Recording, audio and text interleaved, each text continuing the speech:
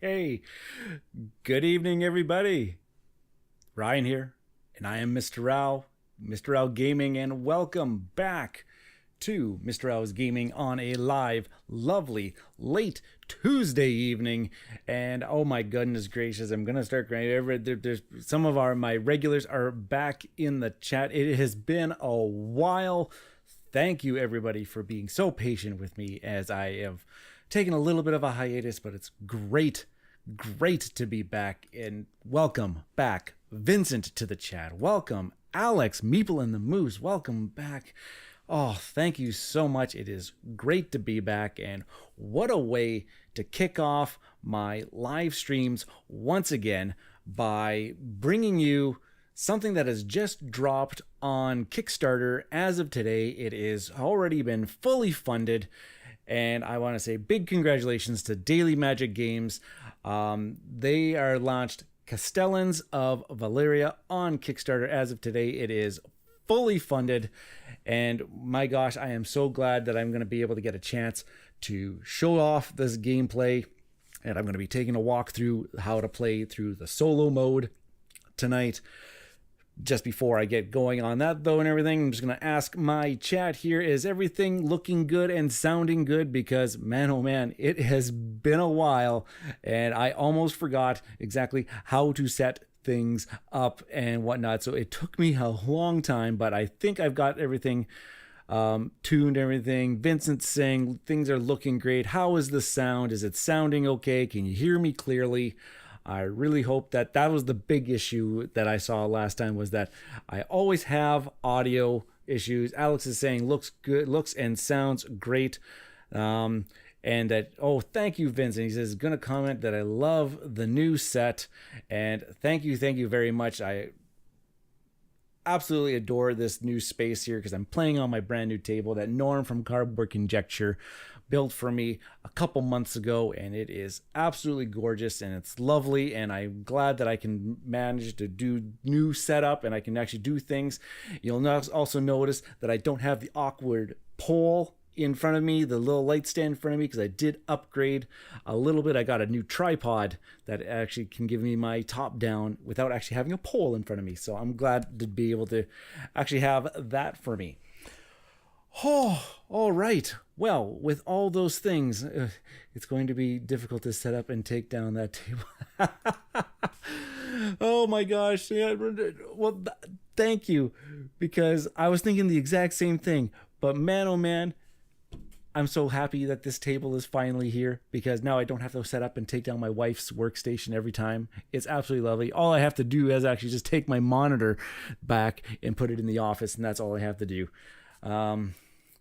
Sound, he says, had to put it up a little bit more, but it sounds okay.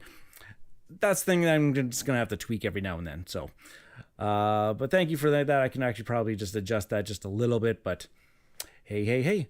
So why don't we get to why we are actually here? And we're going to be taking a look at Castellans of Valeria, where we have been charged with the task of becoming the next Castellan, but we have a little bit of competition amongst us, and the Duke is going to put us in a competition with somebody else that he thinks is a little bit better than us, and we're going to put in this little competition of building out a city district and see who can plan and develop their city district better than the other.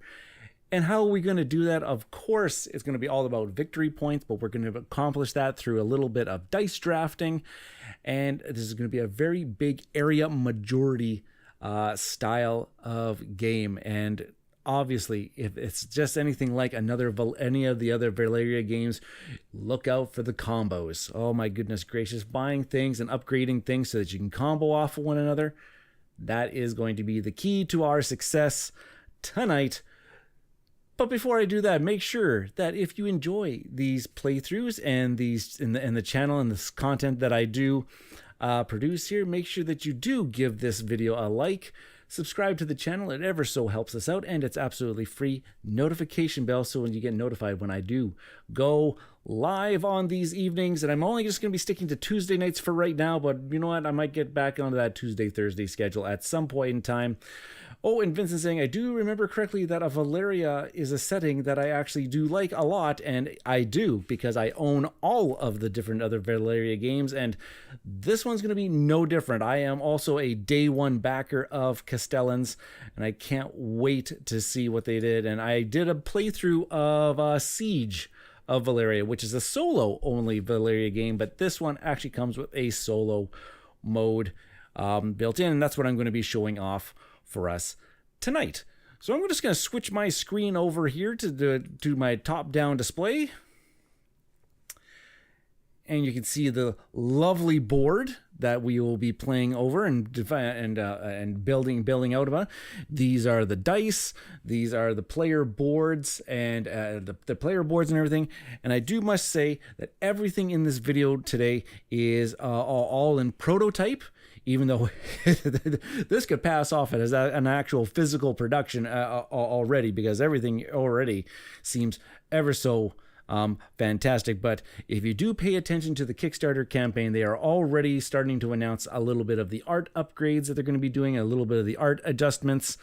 They're going to be they're kind of altering a little bit of some of the player pieces. Some of these monument pieces over here are going to get a little bit of a redesign as well. But everything on here is almost close to being finished. There's just going to be a few extra things that are going to be slightly adjusted, but man, oh man, I was very impressed with this review copy prototype that they ever so graciously sent my way for me to do this live stream for them today, the day that things kick. And you can find a link to the Kickstarter page in the description of this video. Be sure to check that out, as well as a link to the Board Game Geek page, where there's already things starting to populate in the forums and in the videos section. All right, so in Castellans of Valeria, we are going to be charged with putting out a whole bunch of these different buildings across our player boards. And I'm going to grab a player board just to kind of grab over here, just to kind of hold up to the camera here. And even in the prototype review copy here, you'll see that they are actually dual layered. They actually have little slots for all of the components to nicely slot into. And if you bumped your boards, they ain't going to go flying around. They might change them up just a little bit. The pieces are a little loose inside. They might tighten that up. I don't know. They function pretty good as is. So here's what a player board is going to look like. And it's going to outline our 5 different actions we're going to be able to take throughout the particular game. We've got the sailing action, we've got the manor action, we've got a temple action, we've got a harvest action, and we've got a citizens action. And all of these are going to be able to put out pieces along this board that are going to help us vie for control in each of the different areas. Also, we're going to be moving up on some of these tracks over here in our influence in certain of the guilds across Valeria. And these icons, if you've played other Valeria games, you'll notice that these icons are very similar to all of the different guilds that you may see in all those other games. Area majority.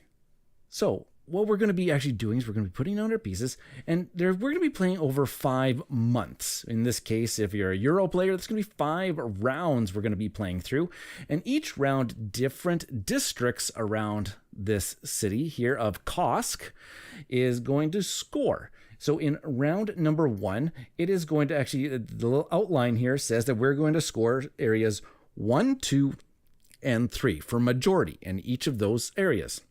Whoever has the most influence and presence up here on the top board says is going to get 6 points. Second place is going to get 4 points, and third place is going to get 2 points, with ties being they're going to just, add the whatever you're tied for, you're going to add together and then divide by 2. So we're going to put that out there, and we're also going to be competing against a bot. And in this case, we're going to be going against Josephus the Builder. Josephus? Oh boy, I'm butchering that one. The Builder. And he has actions laid out for it, which is actually really quite interesting in this game, is that the solo bots here, it is outlined here, as you can see, rounds 1, 2, 3, 4, and 5. It's going to tell us exactly what actions the bot is actually going to take. And also down the left-hand side there, you can see the order, the preferences of the dice drafting that they want and that they actually want, so that you can actually predict which dice they're going to draft and the actions that they are going to take. So we're going to try to use that a little bit to our advantage, so we can kind of plan to put out our pieces. And so I'm going to put that right here. I'm just putting it over top of this because the bot player, the AI here, doesn't actually keep track of any resources. They're just going to put things out onto the board and compete with us for majorities. So we're going to do that. And so what we're going to actually do at the beginning of every round is that we are going to draft some dice. But before we actually do that, we actually have to populate the board already with some of our starting placements. And so the bot gets to place their, they say in the rulebook, the bot places their thing first, because whatever region they go in, we have to go into a different region right off the bat. So I'm going to roll this dice, and it says 3. And I'm going to consult this handy little AI chart that I have in front of me here. And it says, in the first round here, if I roll a number 3, we're going to put it into district number 2, which in this case is the Bazani Gate. So we're going to put 1 in there. And as soon as they go in there, they are going to immediately get 1 influence in each of the Builders Guild and in the Soldiers Guild. So they each get 1 influence already there. Now, I get to actually go now and put out one of my manors. And I have a few options because for us as the players, each manor we take off is actually going to give us a little bit of a bonus for the rest of the game. For example, if I take off this one here, it says every time I take the shipping action, I'm going to get 2 gold. This one says every time I take the harvest action, I'm going to get an additional resource and an extra influence. If I do this one, every time I take the manor action, I'm actually going to get an extra influence in one of the guilds that I put this in. The temple action means I get another, also gives me, every time I take the temple action, I get an extra influence in one of the guilds. Citizen, every time I take the citizen action, I get an influence. The lighthouse is a little bit different. It is counted as a manor, but it's a little bit different. I'm going to skip over that one for right now. And this last manor over here, it says, as an instant action, I can either get 3 resources or 6 gold. And there's also a manor right here, which I could also take a manor action to unlock, because as of right now, if I don't move this one, the most gold I can ever accumulate is 6. But if I unlock this manor, I also unlock a crate, which I'm going to be able to use for shipping, and then I unlock the potential of actually now being able to have up to 10 gold for the course of the game. And gold is very important. It's usually used for putting out pieces onto the board, and it's important for building out our monuments, which also provide point scoring opportunities for us. So I have to make actually a decision right now of which manor I actually want to take. And you know what? We are going to be taking manor actions probably quite a bit, but also having lots of gold is also very important. So do you know what? I think right off the hop here, I'm going to go bold. I'm going to do a strategy that I haven't played yet while playing this game. Is actually, I'm going to take off this manor right now. I'm going to unlock my gold track right away. I know it's kind of, this is kind of bold, but you know what? I'm going to try playing it. So I'm going to take off this one, which unlocks my crate, which now means I can accumulate up to 10 gold right off the bat. And now I have to put this one in a district that's different than the starting player. All right, so let's go with, you know what? Let's just, I'm I am going to put this one, because we're going to score 1, 2, and 3 in the very first round, so I may as well just put it in one of those areas here. You know what, I'm just going to come up, I'm going to put it up in here. So I'm going to get a bump in the Soldiers Guild, so we're going to be kind of tied with them there, and a bump in kind of like the Clerics Guild here. Early points are great points. Absolutely. Build up the lead. And then if you're anything like me, you build up the lead and you watch it slowly diminish over as the game progresses. Okay, so that is all that. I'm going to put this off to the side here. And now for the other remaining 4 areas, we're going to have this other third neutral player that just kind of just gets in the way. Just going to kind of put them all the way over here so they have 1 point of influence in each of these different areas. No one snatches the defeat from the jaws of victory like Ryan does. Absolutely. Or I just absolutely just like, squandered. What does my friend Norm always say? Oh, push buttons and pull levers. That's what we're here to do. Push buttons and pull levers. Let's just see exactly what happens to go. All right, so I think we are all set up and ready to start playing. I'll start explaining a few more things as the game kind of progresses here. But yeah, let's start off by rolling our mitt full of dice. There's 9 dice in a 2-player game, which is what we are the English language hard tonight. We are simulating a 2-player game. So I'm going to roll the 9 dice. All down here. So we've got food, we've got some stone, we've got some influence, wood, and gold. Alrighty, so now what I'm going to do...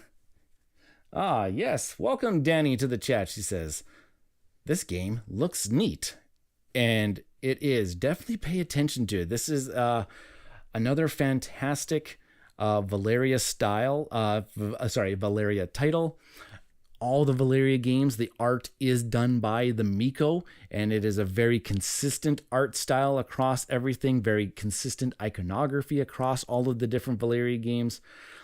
If you've played another Valeria game, lots of these icons and everything you are going to recognize for everything. And don't bash on this one. I'm playing against this solo bot. I must mention that the game comes with 6. Every single one of these cards, there's 6 different opponents, and because every card is double-sided with a different opponent that plays a little bit differently and provides a little bit of a different challenge. So there's actually 6 different bots you can play through, and plus you don't know, there's a little bit of unpredictability with how the bot goes, because oftentimes you're going to be rolling this die for which way they're going to be doing their placements and which tracks they're going to be influencing on. Alex is saying here, I like that there's only 1 pledge level. I appreciate that I don't need to choose between the retail and the deluxe edition. Absolutely. One thing that Daily Magic Games really loves to do is that they say there are no Kickstarter exclusives. What you're getting in this box here is what you will be getting. Everything is kind of quote unquote deluxeified right off the get-go. Everything. This one's going to have nice game trace inserts, those dual layer player boards like we said and everything. They are upgrading the screen printing on some of these tokens. They're going to be just kind of upgrading how things are. A little bit of the art is going to change a little bit on the board here. But man, you're in for a real treat for this particular game.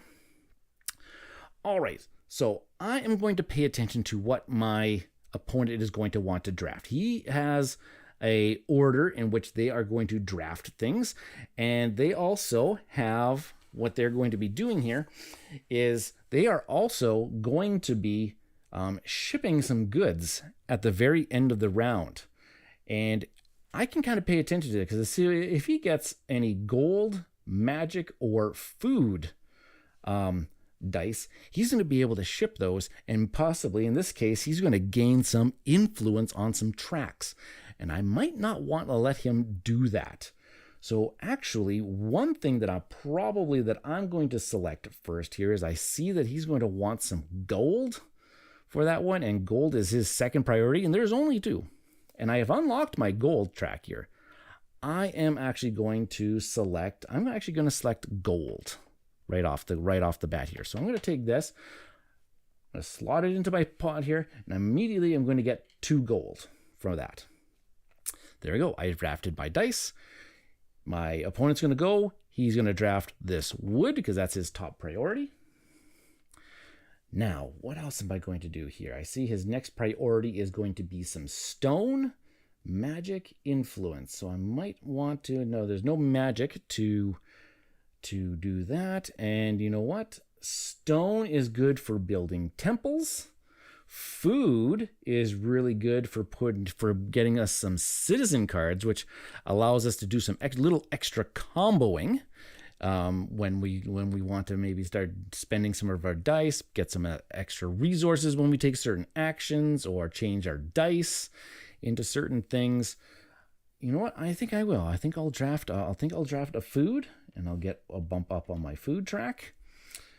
There's no wood, there's no gold, so he'll take a stone. And do I take another food, or do I take a influence? Influence is always good too. You know what? Or stone. So many tough choices right off the get-go, just trying to think. Because what I'm also trying to pay attention to is that each of these actions also has an associated die bonus. For example, the shipping action. If I use an influence dice to take that particular action in the next phase, I actually get a bonus influence before I actually get to take the action.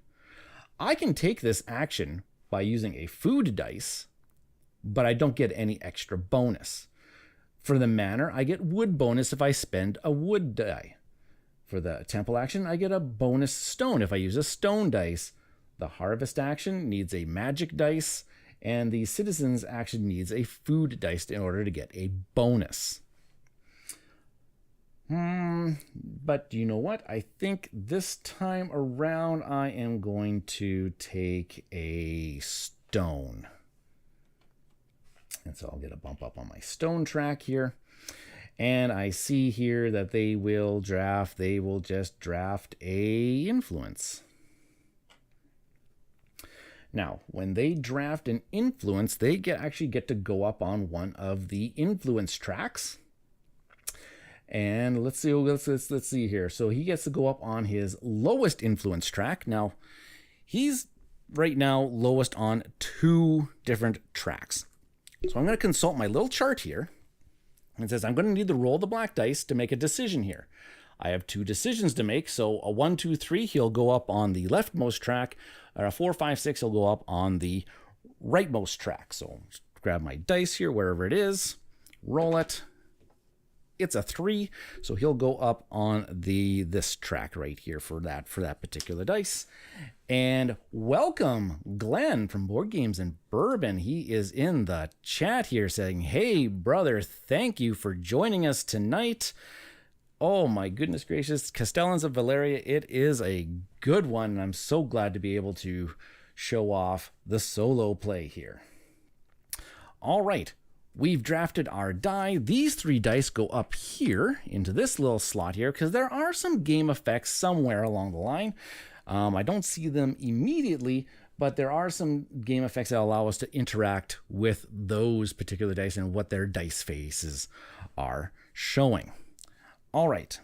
Now we're into the next phase of the game is after we've drafted our dice. Now we're going to use those dice to take 3 actions for the round. And what we're going to do here is so we have to kind of pay attention to what is it that we want to do. And one of the things that I wanted to do right off the bat here is I did want to get myself a citizen. Brian Chandler, welcome to the chat. It says, good to see you back. It is great to be back.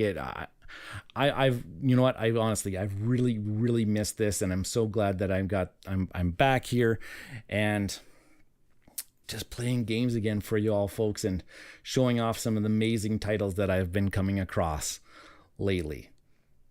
All right, so one of the things, so I'm going to use my food dice and I'm going to take a citizen action. Now, the food die is associated with the citizen action, so because I'm going to use this one, I get an extra food. So now I've got 3 food, which means I could purchase actually any one of these citizen cards. The most that they're ever going to cost is 3, 2, and then there's a couple cards that cost 1. One's on the outer wings, are going to get refreshed at the end of the round.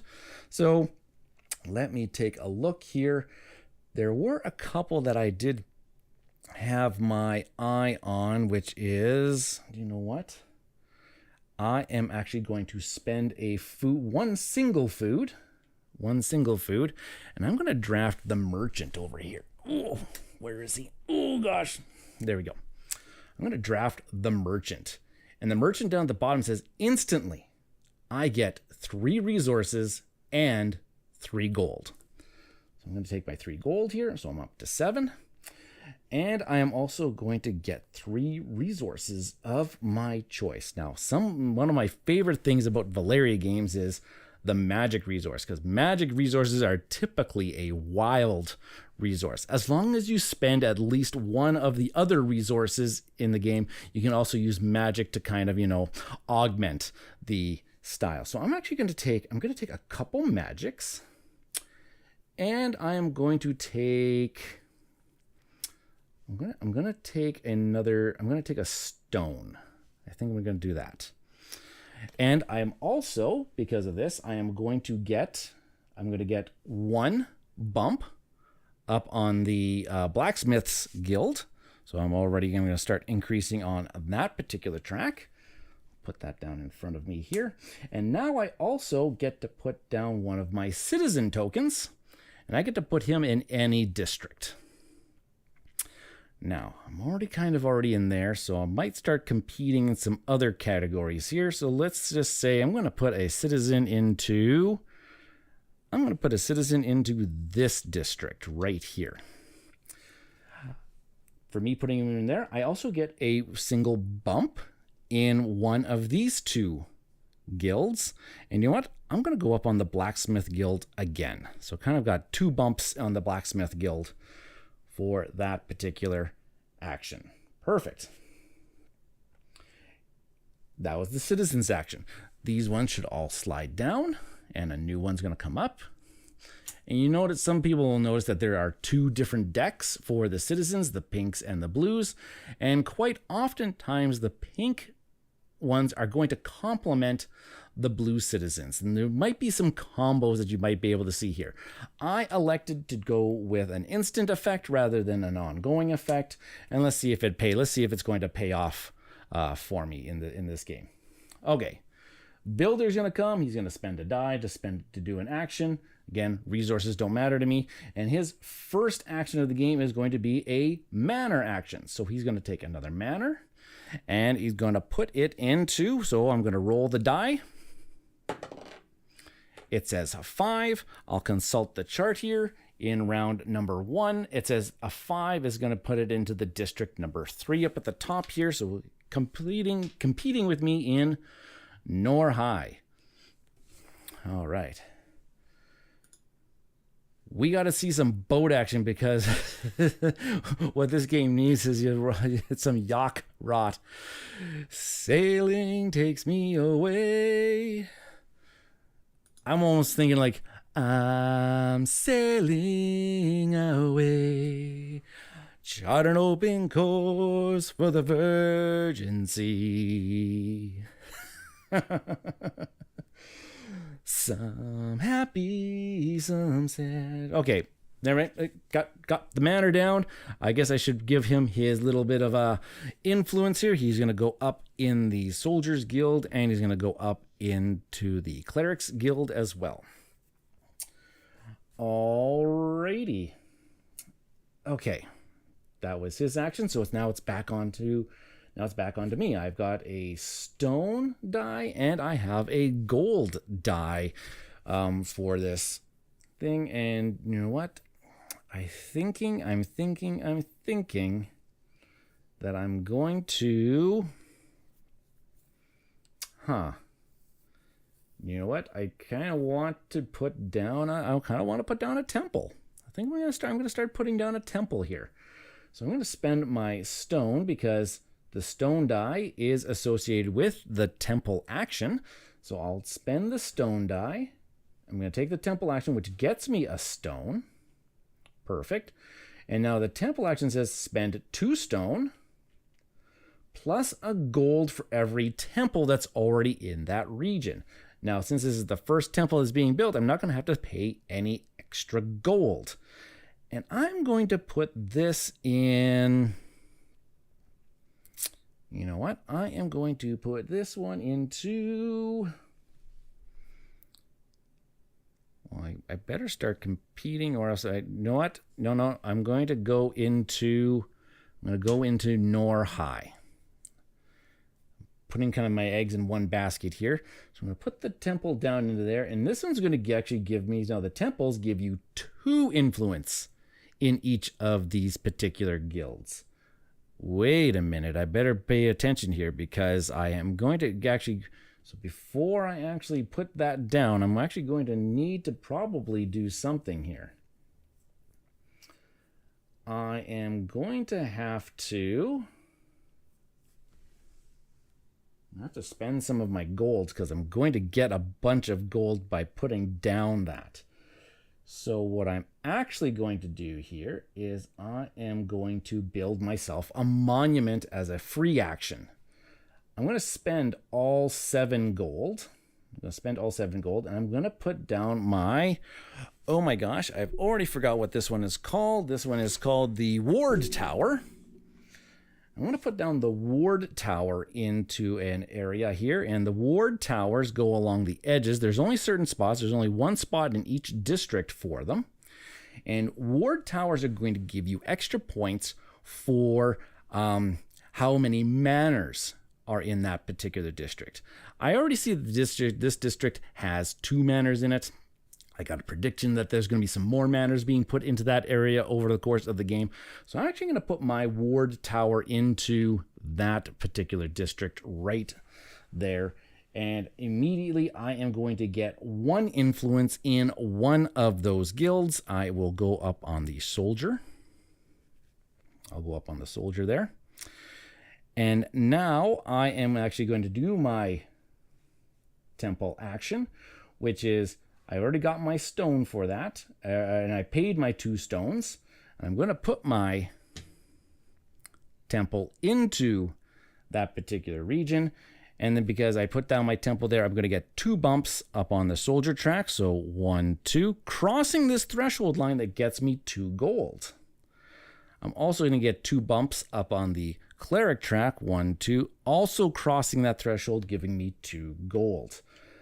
I had to do my manor, that bonus action, because I would have actually maxed out and I would have actually wasted some gold getting opportunity there. So I'm going to do that piece.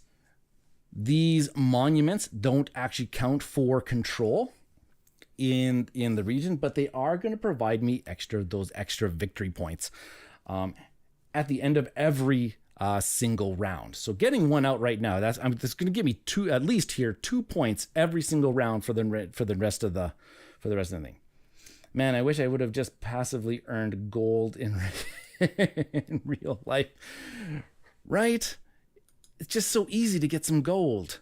Not gonna feel like I need to watch some Austin Powers. I need some gold. I better stop now before I get like copyright infringements on me or something like that. Okay, so I did a temple action as my thingamajigger, so now it is going to be their turn. Gonna spend a die. Second action is that they are going to put down a temple. Also kind of why I wanted to put down a temple, because just in case they come along, it might get a little bit more expensive for me. So they are going to put down a temple. They will roll the die. 6. Well, that is all lovely dandy, because in a 6 in the first round is going to be up here in right there. So now they also, so luckily I did put mine up in there because, now of course their temple is also going to get them 2 bumps in the soldier track. Oh, so they're just kind of staying neck and neck with me, and 2 bumps in the cleric track. So just staying neck and neck with me on those 2 tracks. I'm not liking it. Not liking it indeed. And plus, we're also tied in there. I'm also not a big fan of that with, you know, I'm just not a fan of that because I want points. All right. So what's going to happen here? So I've got another action left. Here, it is a gold die, and there are no actions here associated with gold die. So I can take any action, but I'm not going to get any extra bonuses for this particular one. So I think what I'm going to want to do here is I think I'm going to actually put down I'm thinking I'm going to build a ship. I think I'm going to take the shipping action because there's actually a lot you can actually do with the shipping action. So I'm going to take the shipping action here. Spend my die. Now, the very first thing I can do with the shipping action is I can take my crates, and I've got 3 of them available. And I can come down here and I can do some things with these dice, these cards here. I'm going to kind of hold them up to the camera here to kind of show off what they're currently doing in this particular round. So it says in the top row here, I can sell goods to get points and gold. Second row says I can spend gold to get resources. And in the third row there, it's currently saying I can sell goods to get influence and or gold. And this is going to change every single round. And I do like how the art does blend in on this card. It's not printed on the board, but the card art blends in nicely with the board here. It's just that extra little touch that I really enjoy. So I'm actually going to do some crate actions here. Where did I put my crates? There they are. And I'm going to take a look at, am I going to sell some things or am I going to buy some resources? I do have some gold, but I might actually be able to grab an influence. That actually would be very handy because if I did that, I can actually get some more gold. So actually, I'm going to take this crate. I'm going to sell a wood right there. I'm going to sell a wood, and I'm going to take an influence, and I get to go up on any one of my tracks here. And the influence I'm going to take is this one.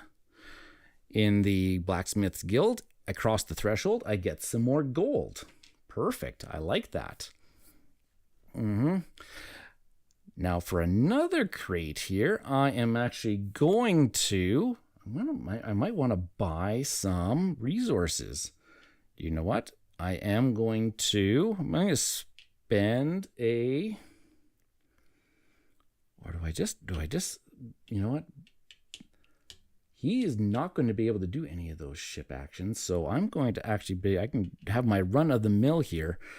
I am going to buy a food for 1 gold. And I'm going to buy a stone for 1 gold. I think that's what I'm going to do right there. Perfect. And now in this area too, this is also, guess what? Area majority, because whoever has the most crates in this area gets 3 points at the end of the round. Second place gets 2 points. Third place gets 1 point. Currently, I'm blocking them out of their abilities because none of their dice actually match being able to do that shipping action. So that's the first part. Now, also what I can do here is I can now build a ship. It's going to cost me 2 wood plus a gold for every other ship in the district that I'm going to place it in. So I am going to spend 2 wood, but I'm actually going to do it this way. I'm going to spend 1 wood and 1 magic because I want to keep this 1 wood just for, keepsakes. So I'm going to take that and I am going to put this one in. Do I really want the majority here at the end of this round? Or do I want to actually just lock down this area?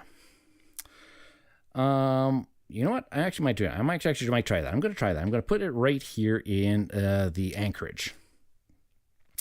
Now, also what I could actually do, if I had other ships or I could actually spend 2 gold to do a ship action. I could move my ship. I could spend 2 gold and I could move that ship to anywhere else into any other district, which is actually really, really quite nice. But I'm actually just going to keep them right there. I'm going to keep my gold and I'm just going to keep them right there. So that's the whole shipping action. Brian, you says, I recall you enjoying Valeria in general. Is the theme setting coming through in this version for you? It absolutely is. The theming of these Valeria games, they nailed it top notch. This is a really clever area majority style game, and you know what? It's not even overly mean. Usually area majority style games, you can get really, really mean. There's lots of destroying pieces or taking people out and fighting, stuff like that. No, this is just very passive, just putting down pieces in for competition for one another in different things. There's no destroying pieces. There's just friendly competition of just trying to put your pieces in there. And we are just really trying to, be a better builder than, well, I guess here, the builder in this case. So it's really coming through. I really enjoy all of the Valeria games. Yeah, I hope that answered your question for this. Okay, so I did my action there. I still have some resources, and so that was my last action. So the builder is going to take their last action of the round, and they are going to do a ship action. So they're going to put their ship out into one of the regions. And again, we are going to roll the decision die. And you know what? I really would like them to actually go into Bazani Gate, which means we need to roll a 4 or a 3. That would actually be really helpful for us. A 2. So they're going to put their ship in the same place because of this, how this little decision tree works. They rolled a 2, so they're going to put it in this district, and so therefore competing with us. Fantastic. Or I guess competing with them and still getting some points. Alrighty, so that was there. I'm just going to just double check it. I'm pretty sure that's all they have to do for their action, because when you put down ships, there are no influence that is gained, but they are counting for majorities. I've taken 3 actions. The builder has taken 3 actions. We are now officially at the end of the round. So what we're going to actually do now is we're going to do scoring. And that, like I said, down here in round number 1, areas 1, 2, and 3 are going to score. In the final version of the game, they announced this on the Kickstarter, there's actually going to be token markers that you'll actually be able to place onto the board to visually see which areas are going to score that particular round without actually having to reference the little round marker every single time. But in this case, I've gotten kind of used to this. I just now know 1, 2, and 3 are the very first round here. Alex here says, is there anything connecting the Valeria games other than the aesthetic and themes, kind of like Garfield Games X of the North Sea series games, where the games aren't connected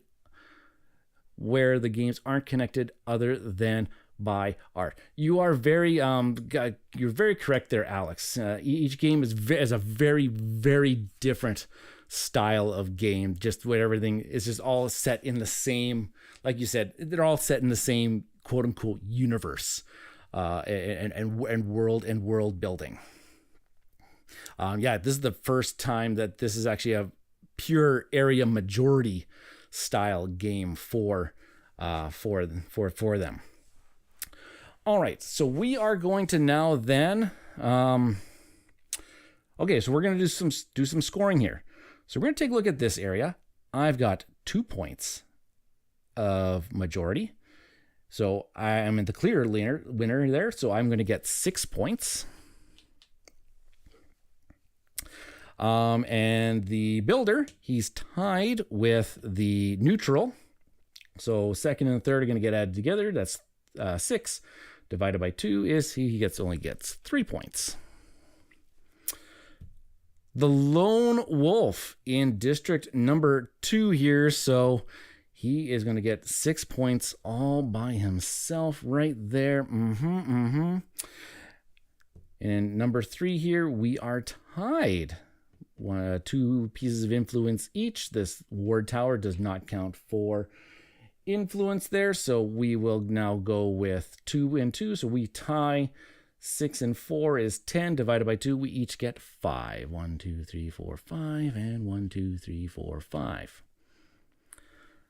I'll go ahead and I'll score my ward tower. It's 1 point for every manor in that region, so for 2 points. I'll come down here to the wharf scoring. I am the only person here, and I have the clear majority, so I get 3 points. 2, 3. And I believe that, if I'm mistaken, I am... Yeah, because these tracks aren't going to score until the very end of... not till the very end of the game. Perfect. So that is that. So now we're going to go into the cleanup phase, which I'm going to get my crates back. So they're going to go back into my little area here. We're going to flip over and go to the next area. And so you can kind of see that the order which I'm buying and selling things is different, as well as the resources are a little bit different here. The part of the cleanup as well is we are going to add on another neutral tower to the board somewhere based on this die roll into area number 1. So there are 2 neutral towers inside of that particular region. And now we have to also pass the first player marker. Normally it would just kind of roll. But in this case, in a 2-player game, the first player marker at the end of the round goes to the person with the least amount of points, which for us in this case is our builder opponent. So they are going to take the scepter of building awesomeness thing, and they will act as the first player for the next round. I guess I also forgot to say that the builder here could have taken some bonus actions here.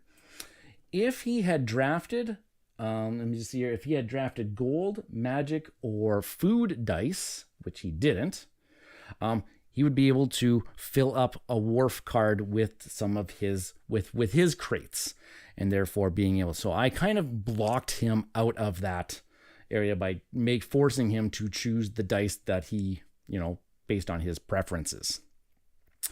All right, so now we are going to gather up all of the dice again, all 9 dice, and now we are into round number 2. And we're going to do this for 5 rounds, and hopefully whoever has the most points, aka I have a very slim lead at the very beginning of the game here, so let's just hope that I can maintain that very slim lead. Yeah, because now in the second round, it is regions 4, 5, and 6 that are actually going to score, and neither of us have built anything into those regions. In round number 3, it will be the top regions 2, 3, and 4. In the 4th region, it's going to be 5, 6, and 1. And then in the 5th round, all of the areas are going to score. So essentially, every single district is going to score 3 times throughout the course of the game. Thanks, Vincent. Oh, and I'm just going to see here, Glenn here was saying some are wars. Some is building. This is Kosk, which is from the amazing Darksworn game, which I need to play that yet. I have it. It's sitting in the very nice big collector's box of the Valeria Card Kingdoms game, and I heard that it's absolutely excellent. I do need to try it. Maybe we'll get that one on stream at some point in time in the near future. All right. Oh, the last thing I forgot, part of the cleanup. The leftmost and rightmost 2 cards of each of these decks are going to get discarded. Everything's going to shift down and refill. I'm not sure if that's the way it was supposed to go, but that's the way it's going to be for this particular game. There we go. That was the last part of cleanup that I forgot. Alrighty, so now let's roll the dice and let them draft. Wow. Influence, magic, and... Okay. Now, they are the first player. They get to go. Their top priority is wood. So they are going to draft a wood die as their very first one. Let's pay attention to see what they want. It looks like that they want in this round, I just got to pay it. They want stone, magic, and influence. Ooh, boy. Looks like they might be able to get those. So let's go with that there. Okay, well, he ain't going to get stone, and I ain't going to get stone as well. They want magic, and they want food as well. I'm not going to be able to actually stop them in that, so let's go with... I'm going to give them a gold, because I don't need the gold right now. So I am also going to then draft a... You know what? I might actually just draft some influence. Do I want to do that? I can put on more ships and do some shipping actions. That is tasty. Let's do that. I am going to draft an influence. I don't need that. I don't need to draft the influence. I'm going to draft the magic. That's going to give me a magic right off the bat. Okay, I'm going to do that. Their next one, there's no wood, so they're going to take the gold. It doesn't help them on their drafting at all. And then I am also going to take... What am I going to take? Food to get another... Do I want to get another citizen card? Citizen cards are nice. Yeah, citizen cards are nice.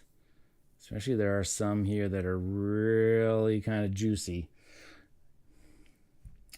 He's not going to take it. And just force him to take a magic, which is one of the dice that he wants. Oh, he's going to get a magic and an influence. Oh, no, so he's already taken. So he's actually going to get one of the things that he needs. So that's actually not terrible here. So maybe I will take... I am going to take the apple, the food. And then, so there's no wood, there's no gold, there's no stone, there is a magic. So they'll take the last magic die, which is one of the things they want to ship at the end of this round. And then I guess, what do I have the choice of? Influence, or influence? I guess I should take an influence, which is kind of what I wanted anyways. And I'll get a bump up on a track of what of my choice here, which may be... Neither of us are really going up in the Thieves Guild here, the Rogues. So do I dare to start pushing up on that one, or just, you know what? Being close to this threshold line, I'm just going to go up on the Soldiers track as my influence. Okay, so here we go. So now we're into the second round. Let's see what his first action is. So with his first die action, he's going to take a Citizens action. Now in the Citizens action here, we're just going to take a look at it. That's right across the top there. 1, 2, 3 is on the left-hand side. 4, 5, 6 is on the other side. So we're just going to roll the dice and see which card he's actually going to take. He's going to take card number 5, which is this card right here. And we are going to pay attention to, we are going to go up on, we're going to take an influence in the highest, where he has the highest influence. And that is right here. Yeah, I'm pretty sure I did that right. He gets a bump in the influence in this highest. Yeah, he doesn't actually get the influence on the actual card. I'm just going to do the thing here. Take the indicated citizen, place it near the opponent's player board, then refill the draft line. Give the opponent influence token 1 push on the guild track node. Oh, yeah, he does get it on the citizen card, and then he also gets it on wherever we have to put the citizen. So he gets a bump up on the builder's track. Now we have to roll the die to see. I guess I should refill the line here. And we're going to roll the die to see where does he actually put his citizen. Number 1. And number 1 in this case, in round number 2, is into this region right here, which is Penumbra. And so he'll get whichever's higher, the Cleric's track or the Rogue's track. Looks like the Cleric's track is the higher one, so he'll get a bump up on that particular track. Whew! As you can see here, it does take a little bit of getting used to the solo bots here, but once you get the flow of it, they're actually very easy to manage, which is what I really appreciate in a solo AI bot, because man, oh man, I've played some games where they're very complex, and whoo boy, this one's a very easy one to manage overall. Okay, we're going to take our first action. And there's a citizen there now. And I don't have any influence in any of these other districts. So let's go with a... What should I do? What should I do? What should I do? Maybe I am going to construct a... Do I want to get another ship? Or a manor. I'm thinking manors. Manors are actually really, really good. Even though I'm not going to get... Oh, I don't have enough wood. So maybe I should take a shipping action and buy some wood. Yeah, that should actually be a thing I should actually probably do. I'm going to take a shipping action. I'm going to use my influence dice, because if I take the shipping action with an influence, I get an influence. And I think the influence that I will take is this one right here, which crosses me a threshold. I get a resource of my choice. I wonder which resource I'm going to grab. I'm going to grab a wood. I'm going to take that one there. And now I actually get to do some, crate actions here. And I do note here that he is going to take some victory point spots at the end of this particular round here. He's going to be able to take one of those victory point spots. So I could block him on that, but that's not exactly what I want to do here. Is that I do want to spend a gold to buy a wood. I am going to, you know what? I'm going to sell a food to get a victory point and a gold, the gold that I just spent. And I am going to, I got kind of like all across the board. I got 3 of everything across the board here. Do I dare take another influence or another 2 gold?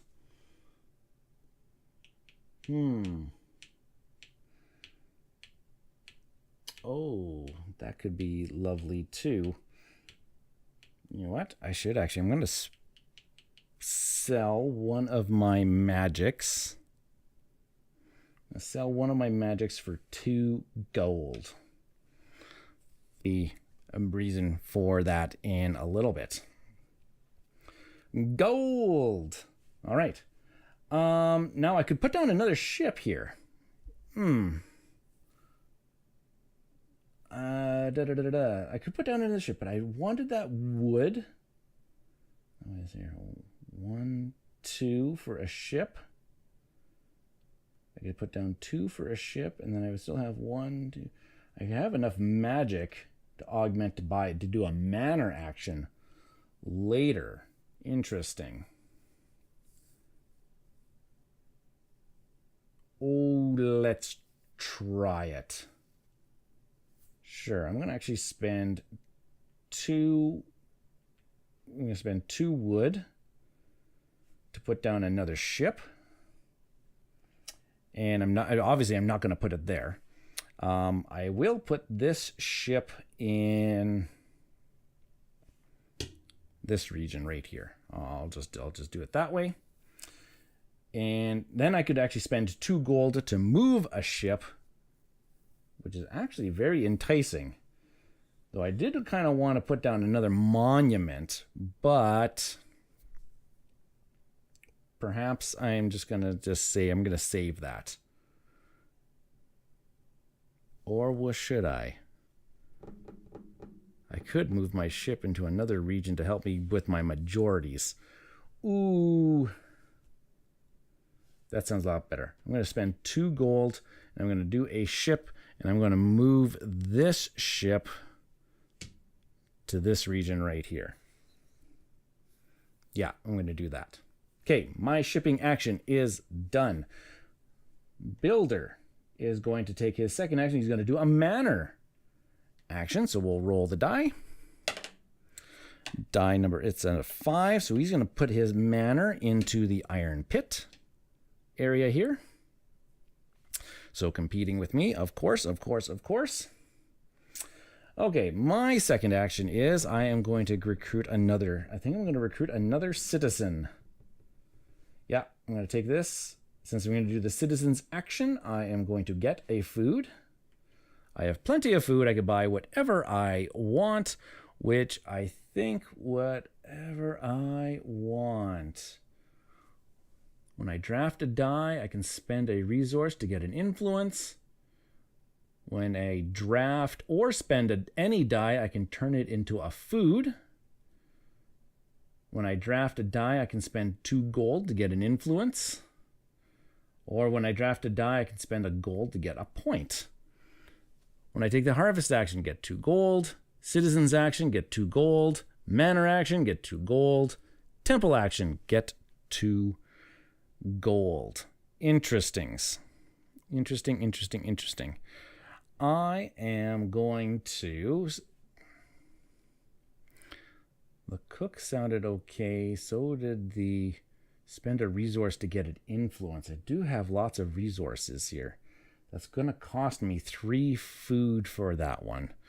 But it might be worth it. I think I'm going to do it. I'm going to spend 3 food to grab the abbot, which will get me a influence in the cleric's track. And I get to put down, I get to put down my citizen token. And where am I going to put you? I am going to put you in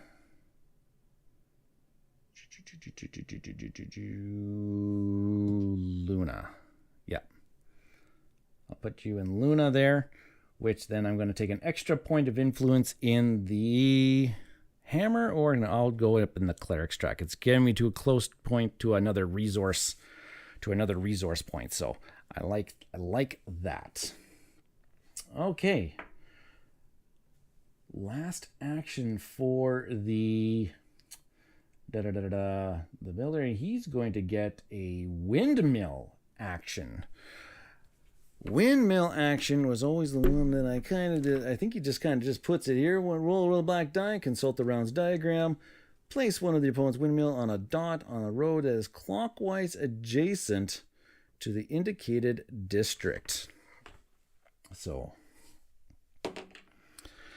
2 and 2 is this district right here. So the clockwise, he's going to put his windmill on this space right here. Now, windmills are interesting because they actually get placed in between. And so it actually counts as a half of a point of influence, majority, in each of these 2 districts here. So this district now he has 1.5, which now he has majority for this region. And in this region, he has a half, giving him 3rd place in this region. So just by him having there, he gets an automatic 3rd place bonus for that. Now, I could also follow suit with this because I do have the magic and I could do the harvest action. And the harvest action means I would get a resource of my choosing if I spend my magic dice. I get all 3 of my dice, their goods again, plus I also get an influence. And then I would actually be able to spend some food to put down a windmill. Which, do you know what? That actually might not be. I was wanting to do a manor action, but No, manner action would actually be really, really helpful at this point. But do you know what? Doing the harvest action going into the next round might not actually be too terrible. So I will do that. I'll spend this. I'm going to do the harvest action. So I get a resource of my choosing. I will take a wood. That's what I'm going to take. I get each of my dice again. So I get a food, I get a magic, and I get an influence. And my influence, I'll go up on the cleric track, which is going to get me a resource of my choosings. I'll take another wood. Oh, that's actually very, very low. And look this, I also get another, because that's the influence from my dice, I also get an influence for taking the actual action. So maybe I'll start bumping up some of my other tracks here. Maybe I'll start bumping up this track right now, that blacksmiths. Now I can also take the windmill action, which is I can spend 2 food, which I will, and I get to put down a windmill on a road to get me some half a points of majority, which, do you know what? Going right here would not be too terrible. Because then it would be 2.5. I would have 1.5, which would actually get me the clear majority in this particular region. Ah, that does sound like a good plan. So, and there was no other windmills on that road, so I didn't have to spend any extra gold. I am done. Perfect. Now back to the builder. He's got some bonus actions at the very end here. He gets to take a monument action. He's going to actually get to take a ward tower. He gets to put his ward tower out onto the board, and he's going to put his ward tower where he can score the most points. And in this case, the ward towers, they score for, where is it here again? The ward towers are the ones that score for, they're the ones that score manners. And so he wants to go where he can actually, so that would actually be this region, but I've already got a ward tower in that region, so he can't actually put it there. There is a manor in this region, and there's a manor in this region as well. So there is a tie here, so we're going to break that tie. This one will be a 1, 2, or 3. This will be a 4, 5, or a 6. 4, 5, or 6. So he's going to put his ward tower into this region. And that is that. He is going to get a bump on the, he's going to get a influence in his highest of these 2 tracks. Soldiers or rogues. He is going to get, is going to be the soldiers. So he's going to cross that line. Alrighty. And I think that is that, other than he also gets to do a shipping action because he does have a a magic die. So he gets to ship 1 crate on the victory point track, which he is able to put his on there to get himself a victory point. Closing that gap 1 point at a time. And I think that is everything for that particular round. We have done all the actions. We've done the bonus actions. Here we go. Okay, so let's start scoring. We're going to score regions 4, 5, and 6. So let's take a look here. They are tied. No, sorry. 1.5 for our opponent. Clear winner. 6 points. 1, 2, 3, 4, 5, 6. Perfect. They don't score any. Okay, we have 1, 2.5, which gives us the clear majority for 6 points. 1, 2, 3, 4, 5, 6. Second place goes to the neutral player, and 1/2 of a point for our red player. So they're going to score 2 points. We are tied. We're tied right now, Ian. We're tied. So that was that region. And in this region, we have 1.5 points of influence. We're going to get 6 points. 1, 2, 3, 4, 5, 6. And they are tied for the second and third. So they will divide 6 by 3 to get 6 by 2 to get 3 points. 1, 2, 3. So we are still slightly in the lead.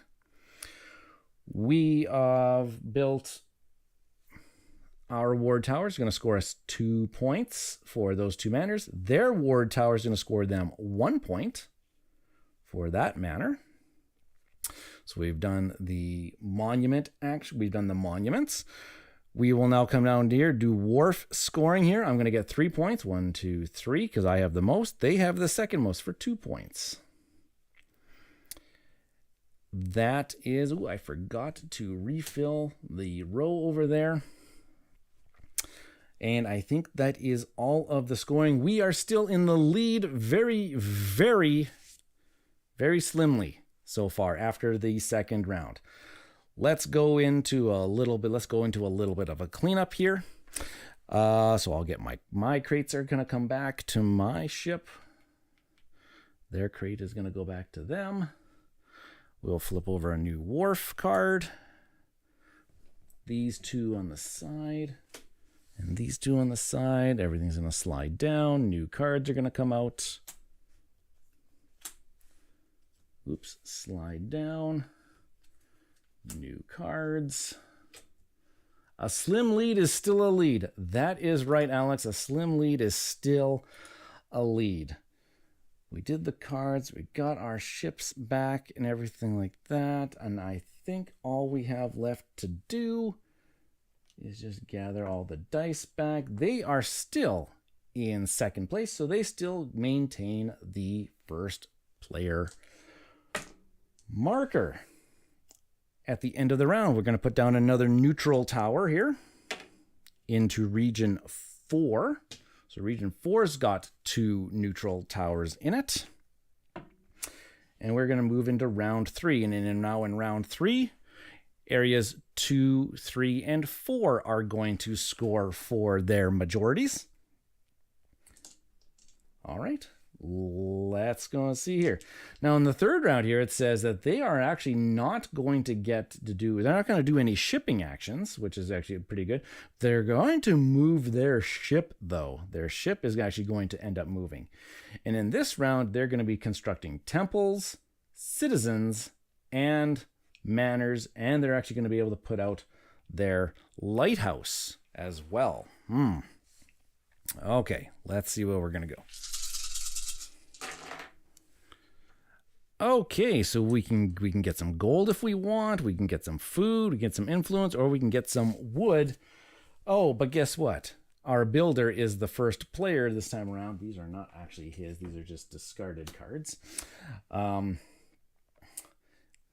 He drafts the wood dice because that is his preference. He's the builder, of course. So, okay, let's keep it going. Now, what am I going to want to do here? I can probably take some food. Take some food, influence, gold. Food isn't bad. Neither is influences. I could get another. You know what? I will draft a food die to get a food, just to say that I have it. Their next preference is gold, so they're going to take the gold dice. I will take. Should I take another food? Take an influence. Influence does let me do shipping actions.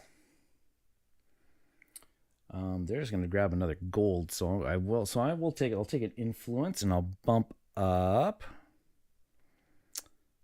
Let's see here. We're halfway, so I do want to get some. You know what? I'll bump up on this track right here. They're going to grab another gold. And so now I can either take food, influence, or gold. I'm going to cross this threshold on this guild track soon, so I'm not going to draft the gold. So maybe I'll just draft another food. Or should I take the you know what? I'm going to take the food. I'm going to take the food and grab it just to kind of keep my resources a little bit balanced. And these ones are going to come up here. All right, so let's take a look at what's the builder going to do for their first action here. Their first action is going to be doing a temple action. Oh gosh. So temple action, they are going to go into region 4, which is the top region. Whoops, where did I put the temple? There it is. Right there. And so it's going to be very costly to put temples up in that region. They are now going to, but they also get 2 points of influence in. Whoops, did I move up the red one by accident? I think I moved up the red one by accident there. Should have been the yellow one because I am yellow. They get 2 bumps on the soldier, and they also get 2 bumps up on the clerics. So they are really fighting us on each of those particular tracks for the temples. Now, I did want to come and put another. I do want to build a temple at some point. Do I want to build it now? Where would be a good place to put a temple?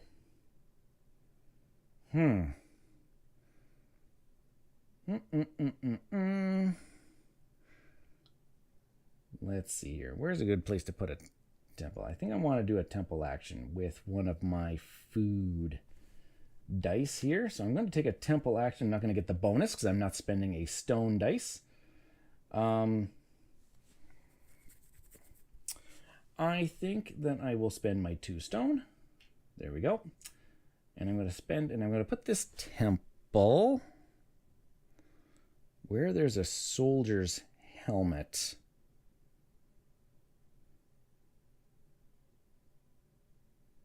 Right here. I'm going to put it in this region. This is one of the regions that is going to score. I don't want them to have the majority in that one. So I'll put it down here. It's going to give me 2 bumps on the builder's track. 1, 2. That's going to get me a resource of my choice. I'll give it... which should I take?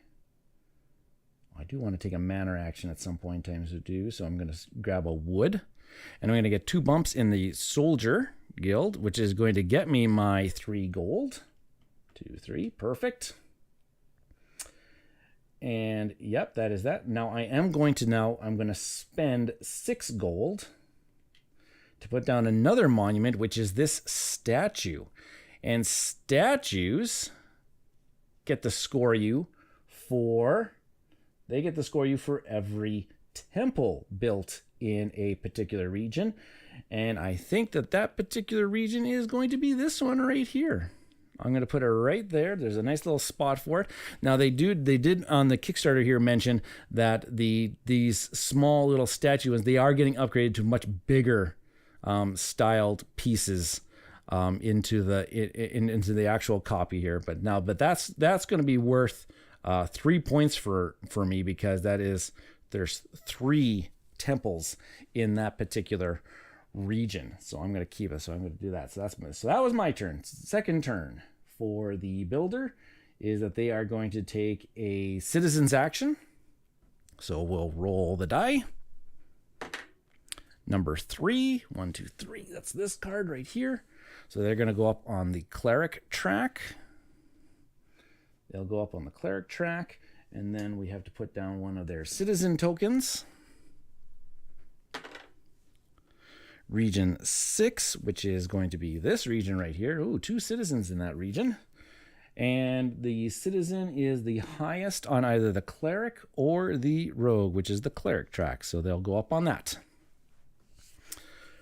Alrighty, that was their citizen action. That's going to slide down. This new one's going to come out.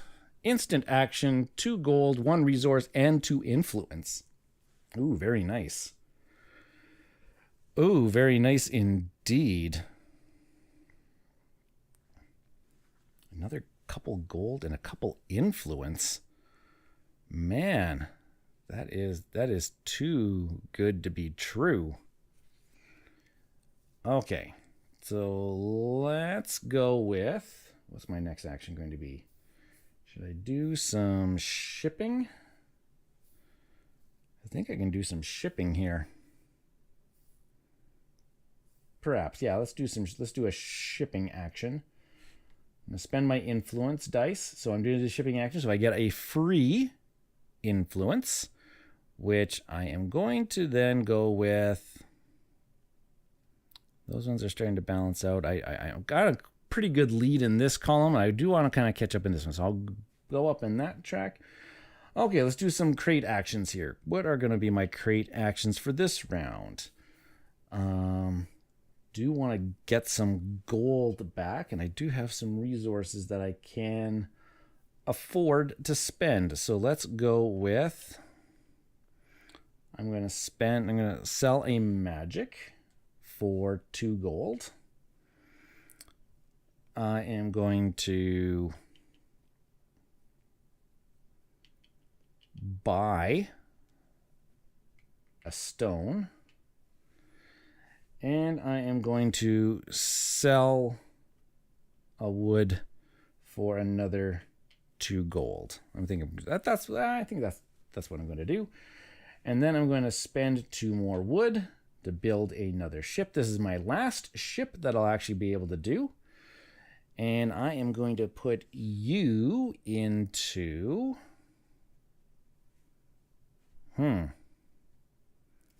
Tide. No, not tide. Putting it here would give me tide. Therefore, we'd be tied here and tied here currently.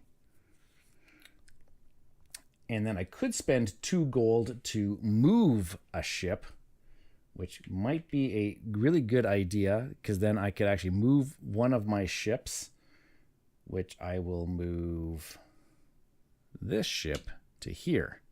Ha ha. I don't know if that's actually a good idea or not, but we'll go with it. We'll roll with the punches here. So that was my shipping action. So now their last action in the 3rd round here is going to be a manor action. They're going to put out another manor, and they're going to put it into number 4, which is the top region right here. So they are really hunkering down. That's good for me, though, because these score for manors. So now I'm getting 3 points for my ward tower for every manor that they put in there. Thank you. Automa point, Mr. Josephus, the builder. And okay, so then the dice being black and the region number being a black square is confusing. Sorry, I caught it off camera here, Vincent, but I am just kind of referring to my little chart here of where I'm supposed to put these where I'm putting things. Now, my last thing here is that I do have this, and I think I might be able to recruit another citizen. Or do I actually do a manor action? Or I can actually do another temple action. Another temple action would get me some more, could possibly get me some more gold if I choose the correct region, which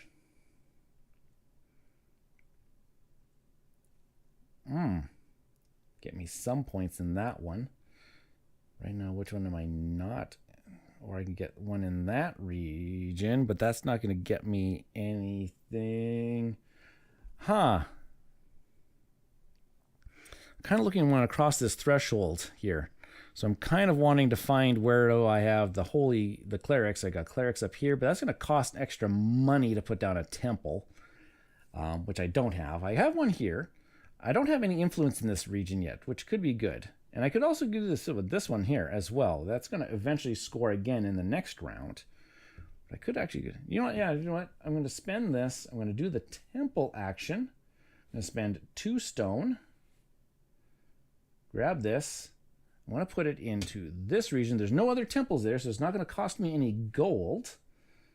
And I get 2 bumps in the cleric district. 1, 2, which gets me 3 gold. And also gets me 2 bumps in the rogue, which is, hey, finally get some bumps up on that rogue track. Okay, and that gets me a little bit of influence in that region too, which is going to get me a couple extra little points, hopefully. So, all right. I'm done my actions. He's done his actions. He's got a a monument action. They're going to construct their lighthouse, and their lighthouse scores for ships in a district. And right now there are 4 different districts with the where they could possibly put it. So we will go with a 1, 2, 3, or a 4 where they could possibly put their lighthouse. A 2, so 1, 2. So they're going to put their lighthouse into this region right here. And that is that. They'll put their lighthouse into that region. I'll put it near the water so that they can actually, kind of better. Okay. And then they get to do a shipping action, and this was always the shipping action was kind of confusing, so I'm just going to kind of here. So they're going to roll. I'm going to roll the die. Whoops, I guess I should roll it on the board here. A 1. So I'll select region number 1. And looking clockwise from the selected district, take the first opponent ship I encounter and move it to that district. Well, the opponent ship is in that district already. If the opponent ship is already in the selected district, I get to do nothing. So since I rolled a 1 and the ship was already in that district, I don't have to do anything. That's easy. Okay. And so that's the end of the round. So now we are going to go into scoring. So we will score regions 2, 3, and 4. So in region 2, they have, so this is going to be 2 points of influence to 2 points of influence. So we tie. So we each get 5 points. 1, 2, 3, 4, 5. 2, 3, 4, 5. Perfect. This region, we got 1, 2, 3, 4 for red, and 1, 2, 3 for me. The monuments do not count as influence, so 6 points. 2, 3, 4, 5, 6. And 4 points for me. 1, 2, 3, 4. And in this district, we got 2 that are tying for the majority, so that's going to be 5 points for him. 1, 2, 3, 4, 5. And an extra 2 points for me, which now we are tied. Ugh. Let's do some monument scoring. They have a couple monuments out. They have a monument. They have their ward tower. That's going to score them 1 point. And they have their lighthouse. And there's a ship in that yard there, and that's going to score them, I believe that is 2 points for the... I think that is 2 points for the lighthouse. Where is it here? Yeah, it's 2 points for the ship. I don't think that I actually, I think I forgot when I put down the lighthouse here, I didn't give them their influence on the building track and on the soldier track. So I think I needed to do that. I don't think I did that. Okay. Our monuments, we've got a ward tower out, which we're going to get 1, 2, 3 points for those manors. We have a statue that's going to get us 1, 2, 3 points for the temples. And I don't have any other monuments out there. Perfect. We've done the majority. We've done the monuments. The wharf scoring, I get another 3 points. For doing the shipping. And I think I've done all of the scoring that I need to do for this particular round. So I will now go into the reset, which we will go doop, doop, and doop. They didn't do any crates. We will flip this over. Those 2 go off to the side. These 2 go off to the side. These slide on down. We are still currently slimly... I got a feeling that this is going to be the theme of the game, as we are going to try to squeak out a very narrow victory here. But hey, that's okay for me. That's okay. That's okay. All right. Let's go into... sorry, did that reset? Let's gather the dice. Unfortunately, once again, our opponent is behind us. They will get to go and act first. I'll put out another neutral building in region number 1. Holy smokes, it's really going to be hard to take over that particular area. And we are now into round number 4, which we will score the bottom 3 districts. Numbers 5, 6, and 1 are going to score in this particular round. All right. Let's roll the dice and see what happens. Got a couple rounds left here. All right. Are they doing any shipping this action? They are going to be doing shipping. They will ship with wood, gold, and stone. And since they are the first act, they will get their wood. So they are going to do at least one shipping action this particular...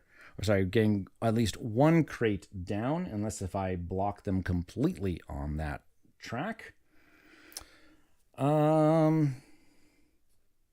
Gold. Well, I'm not going to be able to stop them from getting a gold, so I think I'll stop them from getting... I do want a stone, because I don't have any of it, so I'll take a stone. Whenever I draft a dice, whenever I draft a dice, I can spend a resource if I want to get an influence. But I could spend a resource and I could get 2 more gold. That could be... Well, what resource would I sell? I don't know if I'm going to be giving any citizens this round. I don't think I want to do citizens. So I think, you know what? I am going to, when I drafted that dice, I'm going to spend a food. I'm going to grab an influence here and grab 2 gold. Sure, that sounds like an awesome idea. Okay, their next priority is grab some gold. We'll do that. I could grab some gold because I have one last monument to build, and the monument is the gate, and the gate, it scores for citizen tokens, and you see that in the middle here, this is where the gates go, and the gates straddle 2 districts, and you'll sum up the number of citizens in the 2 districts.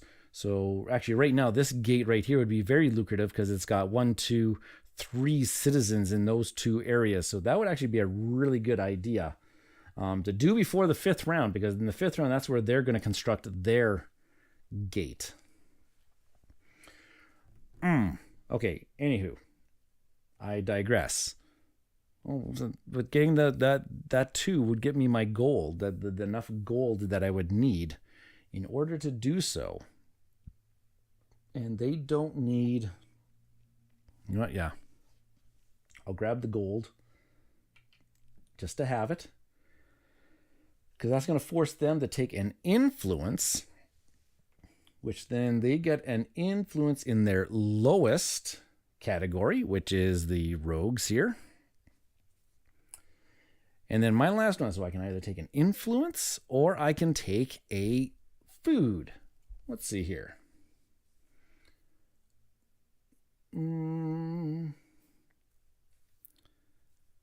Getting up this track. We're now starting to get into victory point ranges here. You know, I am going to take, because influence allows me to do that. Yeah, I'm going to take an influence, and I am going to bump up this track right here, because it's going to get me an extra resource when I do cross that line there at some point in time. So let's go. All right, so we are in round number 4. Their very first action is going to be putting out a boat. So we will put out a boat in round number 4. I guess I should roll it onto the actual. So region 5 in round number 4 is going to be this region down here. So they got 2 boats in that region. Interesting. Making it very difficult to score in it. All right, so that's all we have to do with that. So then we're going to take our first action, which is going to be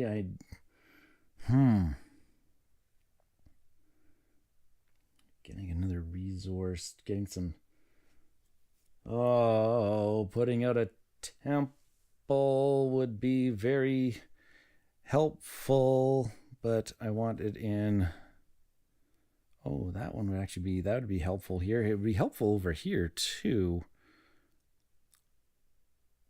Yeah, I'm going to put a temple out. I'm going to spend a stone, Mico. So that means I get a stone, which will allow me to spend 2 stone to put out a temple. There's no temples in this region already, so I will put it in here. And I will now get 2 bumps on the rogue track. 1, 2. Gets me a resource. And that resource I'm going to take is a wood. And it also gets me 2 bumps up on this track, which gets me ever so much closer to getting 3 more gold. Like that. And I am going to take a bonus action here as I'm going to spend 8 of my 9 gold, and I'm going to put out a gate. And I'm going to put out my gate right where I was talking about here. I'm going to put it right there because it's straddling these 2 regions. And right now that's 1, 2, there's 3 citizens there. That gate is well worth 3 victory points for me. And now I don't have to worry about those particular monuments anymore. They're all out onto the board. Let's go. Yeah, so that was that action. So there's, okay, so they already took an action. Their second action in this round is going to be a manor action. So they're going to put out another manor in one of these 3 bottom regions. A 5, which is this region. Oh my gosh, they're really doubling. They're really hunkering down in the anchorage. Our second action is going to be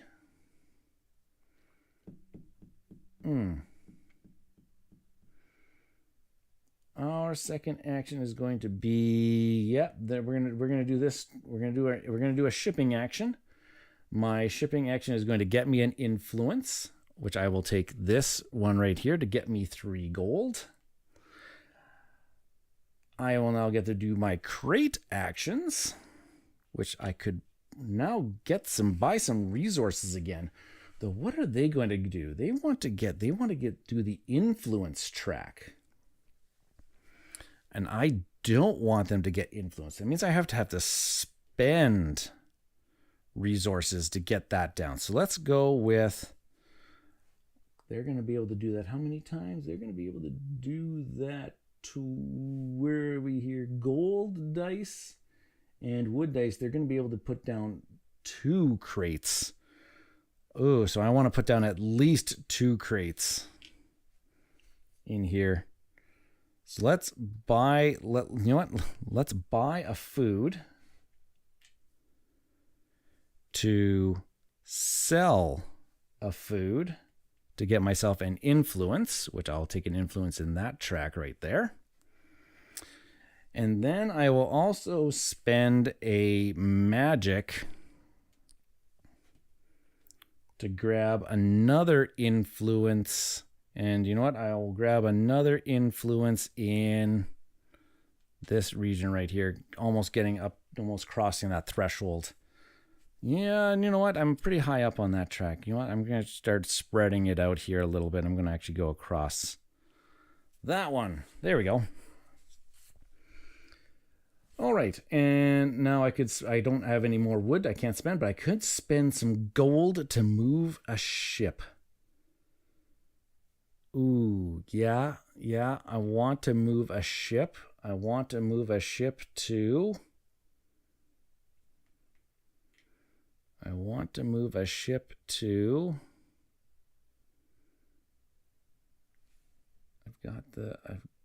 got it there. That's 2.5. I am going to move this ship here. I think that helps me a little bit. I think. Okay, I'm going to try that. Their third action, their last action for round number 4 is a temple action. Oh, temples. 5 again. Well, why not? Let's just hunker down into one. Let's just hunker down into one region and really lock it in. Now, our last action is not going to get us any bonuses other than I could take a harvest action and get myself another windmill. Ooh. Or I could do a manor action because I don't have any manors out yet, which is really hunger meat. You know what? Not having any manors out, I haven't been able to get any of these bonuses, really, which is really quite remarkable that I've actually not been able to do much of that stuff. So you know what? Let's do it. Let's do a manor action. We're going to spend 1, 2, 3 wood. And which one am I going to do? Which one should I do? I should probably build a lighthouse. I could do the manor action and build a lighthouse.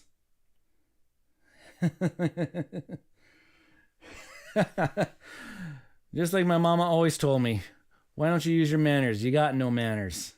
Thanks, Glenn. Instantly 3 resources or 6 gold. Putting out a lighthouse would actually be okay. Let's do that. Actually. I'm going to put out my lighthouse. And since there's now it's going to cost me an extra gold because there's already a manor in this location, but I'm going to put it right here. I'm going to put it right in that region. There's already one manor there, so it cost me an extra gold. Yeah, I like that. It's going to give me, I don't know, no, for lighthouses for me, I don't think that gives me a bump up on any tracks. It doesn't show me that I get a bump up on a track. It just gives me some victory points at the very end here. All right, dice are done. Let's go into scoring here. Let's go into the scoring. We are going to score regions 5, 6, and 1. So in region 5 here, I have 1.5 to a 1 to a half. So 1.5 is enough for first place for 6 points. 1, 2, 3, 4, 5, 6. Second place, third place for 2 points. Here I have 1.5 for good scoring. So that's 6 no more points. 1, 2, 3, 4, 5, 6. And they tie for the first 3 points. 1, 2, 3. And they have clear 1, 2, 3, 4 for them. So that is going to score them 6 points. 1, 2, 3, 4, 5, 6. And I have 3 to those 3, so we're going to split those for another 3 points, like that. I forgot to do their bonus action here. Sorry, their bonus actions of their gate. They had to put out their gate Sorry, this is round 4. They're going to put out their statue. They should have put out their statue, and their statue is going to go in the region. Would have normally went in here. But there's 2 temples, so their statue is actually going to go in here. So they would have actually got another 2 points. Whoops, we haven't done monuments yet. Never mind, we haven't done monuments yet. Okay, let's do monuments. Let's do our monuments. We've got all of them out here. This lighthouse is worth 2 points per boat, so that's 4 points. 1, 2, 3, 4. Our ward tower is worth 3 points for those manors. 1, 2, 3. Our gate is worth 1, 2, 3 points for those citizens. And I am missing. Which one am I missing? I did the gate. Oh, I needed to do the statue, which is 1, 2, 3 points for those temples. 1, 2, 3. Let's take a look at their they're going to get 1 point for their manor. They are going to get 2 points for their temples. They'll get 2 points for that boat. And they don't have their gate built yet. So I think that is that. My lead. Oh, sorry. And then down here, they should have done some shipping at the end of that round for this one and this one. They should have put down 2 crates on the influence. Oh, but they were only able to put down 1 crate. And they have to go up on their lowest influence track, which would have been that one. So they only got to go up once because I blocked them. So I'll get 3 points. 1, 2, 3. And they will get 2 points. Okay. I'm feeling a lot better to this. I'm feeling a lot better. My lead has now grown actually quite a bit for grabbing some majority in some regions that actually don't have a lot of things in there. So let's keep this going. Let's keep this going. Got to do a little bit of a refresh now. So we're going to take back our crates. They'll take back their crate. We'll refresh the wharf card. Okay. Citizens recycle. Do. There and there. There and there. And this is the last round. So notice that the 2 decks have been emptied. So this is the triggering of the last round as well. Move that down into that. So we are going to be at the end of this round. We are going to score all of the districts, and we are also going to score the highest positions on these 4 tracks as well at the very end here. All right. Yeah, I'm feeling pretty darn good about this. And now we just have to put out the last neutral tower, which is going to go into region number 2 right there. Here we go. Last round, and they are clearly in the last place, so they are going to go with that. And let's roll the dice and do the last round here. Oh boy. Okay, so they whoop, that was a wood. They're automatically going to draft a wood. Obviously, this must be the last round, because look at what I have. I have nothing. I've got nothing going on for resources. So this is going to be bad. This is going to be really, really, really bad for me. Let's go with, because there's not going to be very many places that I can actually put things to help me, to help my cause. Really. Should have built some more manors. You know what? Let's grab what are they going to ship this round? They're going to be shipping stone, magic, and food. Stone, magic, and food. Okay, well, I'm going to grab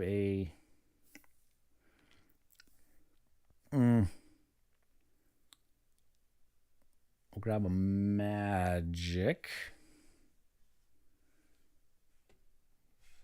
Grab that one. Grab a magic.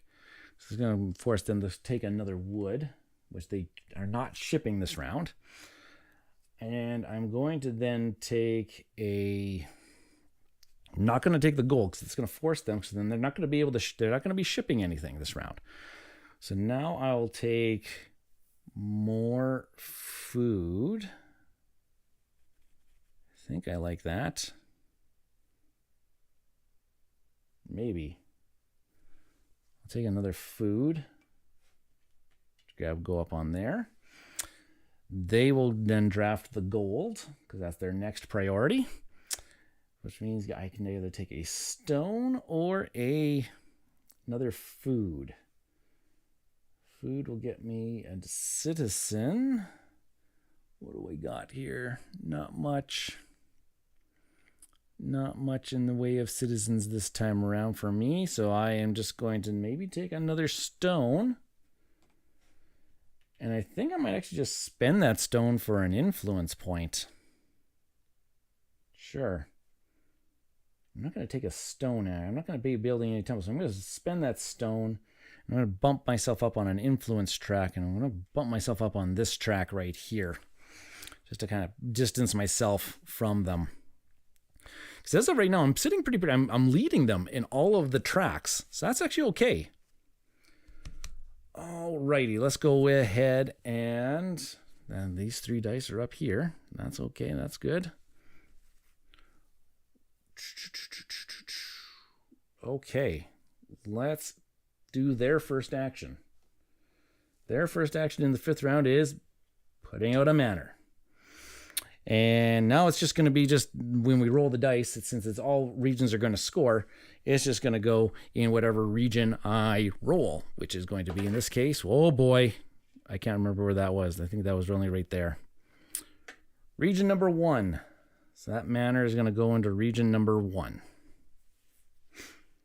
Really hunkering down on region number 1. Our first action is I am going to do a harvest action, which is going to get me a resource of my choice, which I will take a wood. I'm going to get each of my resources. So I get a magic, I get a food, and I get a stone. I get a influence somewhere, which I'll take this influence because it gets me a victory point. And then I can spend food to put down a windmill, which I will. I'll spend 2 food. Put down a windmill, and where should I put this windmill? This windmill will go where I'm kind of looking for where I kind of like need to kind of like break some ties. Maybe like right there. Right there seems like good, because then that kind of breaks the tie in this region for now. Yeah, I think I like that. Okay, their second action in the 5th round is putting out a windmill. So we'll roll their dice. Region number 1. Oh, so they're going to come and put their windmill right next to mine. Perfect. Of course. Of course they are. Our second action is going to be then maybe doing a... Let's do a citizen?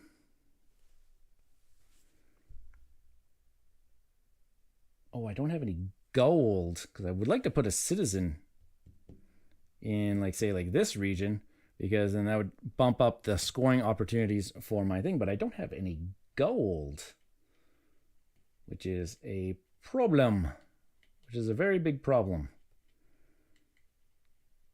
Interesting.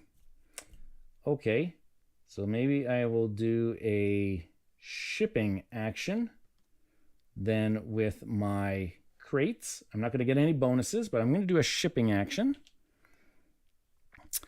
And I will ship some resources here. Maybe I'll ship a stone for 2 gold, because that's going to give me some gold there. I'm going to ship a magic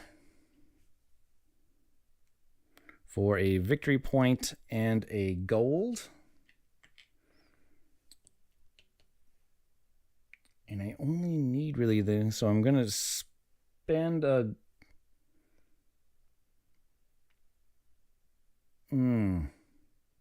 Yeah, I'm going to spend a gold to grab a food. Sure, let's do that. So 1 right across the board.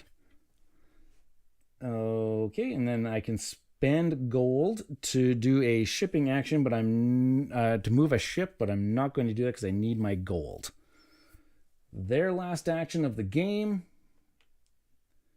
is going to be putting down a temple. Oh boy. Oh, and I realized, where was their manor? Where did they last put their manor? I think I forgot to give them some influence here. Their manor went in here, didn't it? Yeah, I forgot to give them their influence in this track and in this track. Which I might have to rewind this track back, because I think I forgot to give them some influence a couple times. I sure hope not. Well, I guess I can probably track that here. Because in this, they would have got 1, 2, 3, 4. 1, 2, 3, 4. Yep, they went up on that. No, okay. I think I've got most of it. I think I got their points. Okay, let's put down their temple. Region 3. Hey, that helps me. But that gives them 2 in this district and 2 on this one. Oop, that brings us to a tie in that one. Uh-oh. Okay, well, that was their last one. Their last thing is going to be a gate. So I think I'm just going to do then is a citizen action. So I'm going to spend that. I'm going to get a food. And my citizen that I'm going to recruit was, there was one that, oh, where was it? Gives me an instant. Yeah, it's going to cost me 2 food. That's this one right here. It's going to bump me up on the soldier track instantly. And this instantly gives me a ship. It gives me a ship action and 2 gold. So I'm going to get 2 gold. And I get to move one of my ships somewhere to help me out with my majorities. And so here that's 2.5 to 2.5. That's tied. This is 1, 2, 3. That one's not. So, well, actually, the ship action is probably not that super beneficial, is it? 2, 3, 1, 2, 3, 4, 5. That's not going to help me out there. Oh, I only got. Interesting. I could come over to here and put a citizen in there, and that. Okay, maybe I don't know. I'll just try it. There, grab my 2 gold. And then I get to put down a citizen, and I'm going to put a citizen into this. Oh, right. Citizens don't require extra gold to put down in there. So I grabbed that extra gold for no reason. Maybe I might have backtracked that one a little bit. I thought definitely you had to pay the extra gold to put citizens down, but you don't. So I will put the citizen here to give me an extra bump up on the cleric's track to give me the clear majority there. Yep. And that is all of my actions. They have left to do is they have their monument action, which we have to find their most citizens. So I'm blocking the most. This one would get them 1 point, and so would this one would get them 1 point. No other citizens. So it doesn't really matter to which way we put them because this is the last thing of the game. I'm just going to put it there. We would have to roll the dice to put it in a place there. We have to do their bonus shipping. So they didn't draft any dice, so they're not going to put any crates down. So we blocked them from putting down their crates. So that is that. We are now going right into scoring in all of the regions. Here we go. Region number 1. They have 1, 2, 3, 4, 5 pieces of influence. So that is going to give them 6 points. 1, 2, 3, 4, 5, 6. We have 3 to their 3. So we're going to get 3 points. Oh, sorry. 3.5. So I actually should just get 4 points to there because I got this windmill. Perfect. Let's go over here. We've got 2.5 to 2.5. Whoops. So we are going to split. So 5 points each. 1, 2, 3, 4, 5. 5. This region here is clearly belonging to red for 6 points. 1, 2, 3, 4, 5, 6. We have second for 4 points. So we're at 100. Hey, we broke 100. Here we have 1, 2, 3 to their 2.5. So they're going to score 4 points. 1, 2, 3, 4. We're going to score 6. Down here, we have 1.5 to their 1 to their half. So we get 6 points. 2, 3, 4, 5, 6. They get 2 points. And down here, they have 1 and 1. So they'll split for 5 points. 1, 2, 3, 4, 5. I will get my half point for 2. Now we'll do monument scorings, and monuments, we've each got all of our monuments out. So let's just take a look here. So this monument is going to score them 1, 2 points. This is going to score them 4 points. 1, 2, 3, 4. Monument for manners. 1, 2, 3 manners. 1, 2, 3. 1, 2, 3, 4 temples. 1, 2, 3, 4. And our gate is going to get us 1, 2, 3, 4 citizens. 1, 2, 3, 4. Perfect. Woohoo! All of the monuments and all of the areas have been scored. I get another 3 points for the wharf. 1, 2, 3. They get nothing.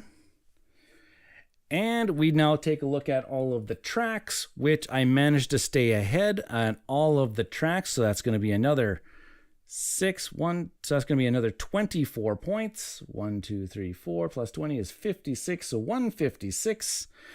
And they stayed in second. So 4 times 4 is going to be another 16. And I have clearly bested Josephus the Builder to maintain my role as the Castellan of Valeria in the city of Kosk. That is how we play out the solo mode for the Castellans of Valeria. A shellacking. I can't take any credit. I did something that I haven't done in any of my other solo games. I didn't build any of my manners other than my initial first manner. So I think it can be done by taking out and using out all of the other actions against some of the. Now, I do have to admit, I think that Josephus the Builder, I think, is the easiest of the bots, of the AIs. They all do have a little bit. They don't have a difficulty ranking on them, and I don't know if that's a thing. Based on how they perform their particular actions, just as looking at them, I wonder, that might be a little bit of my feedback too, is I wonder if could be some way that we could rank the difficulties and kind of know which ones are kind of like the more difficult bots, which ones are kind of like the more straightforward, easier AIs. I'm not sure if that's a thing. Now, what we could actually do too, what I thought and what we have actually tried, or are going to try here, we haven't tried it yet. We're going to try is playing a 2-player game, my wife and I, but also inserting one of these players as a 3rd player. It doesn't say anywhere in the rule books that we can do that, but I don't see why we wouldn't be able to, say, like, grab a Balcazar here, the defender, and add him in as a 3rd player competing with us.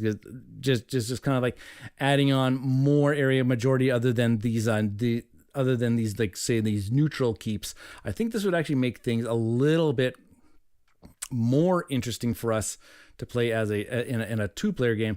I don't know. I'm going to reach out to the developers and the design team, see if that's actually a thing. Yeah, like I was saying, could you? I don't see why you wouldn't actually be able to play with, say, 2 of these bots in play in a solo game. I don't know. I might actually have to try that. Might be some of my feedback that I give, and I don't see why we wouldn't be able to try it out. I don't know if there's be any extra tweaking or anything like that, but hey, you never know. That's what some of these ideas are for. But give me your reactions in the comments of this video. How did you enjoy the gameplay of Castellans of Valeria.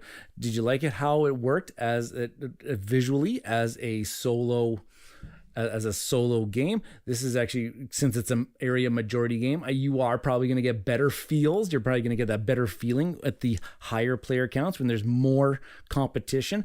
I wasn't spending extra gold to put down my pieces into different areas. That was kind of something that I was focusing in on in this particular game, and it seemed to work out just by where the bot was putting down their pieces. And I was just kind of, making sure that I could put down my pieces in places where I didn't have to spend the extra gold. So, anywho, that is Castellans of Valeria, a very well put together game. This prototype here does look absolutely stunning, and I can't wait to see what the final product finally looks like. Like I said, some things like these very tiny statue tokens here are going to be much.